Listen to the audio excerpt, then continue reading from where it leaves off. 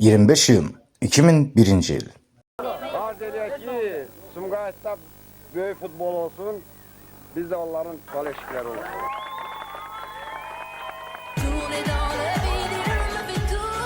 Bu karşılaşmadan tam 24 yıl geçir. O müteşem abava dünenki kimi yaddaşlarımızdan silinmir.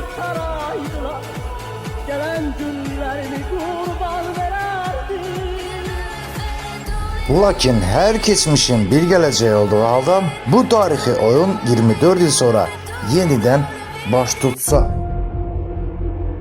24 yıl sonra cevap oyunu. Tarih tekrarlanacak mı? Meydanda Sosyal TV kanalı təqdim edir. Köhnelerin komandalaşları uzun yıllar sonra yine bir araya gelecek. Bu defa karşılaşma daha çetin ve daha maraqlı olacak. İnkişaf etmiş futbol idman növündə köhnə kalifeylerin duelini izleyeceğiz. Oyunun her saniyesi an canlı yayımımızla təqdim olunacaq. En büyük maraq doğuran sual köhnə futbolçuların hazırki futbolla ayaqlaşa biləcəklərmi?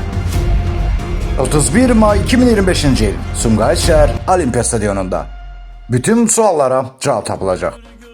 Tədbirdə dəstəyə görə regional sosial təşəbbüslərə dəstək İctimai Birliyinə, Kevçilov restoranına və Dori Meri Group təşkilatçı birliyinə təşəkkür edirik. Həmçinin tədbirdə meyxanaçı Rüfət Nasosunu və DJ DST-ni iştirak edəcək. Narkotika yox deyək. Ruhumuz sağlam, gələcəyimiz parlaq olsun.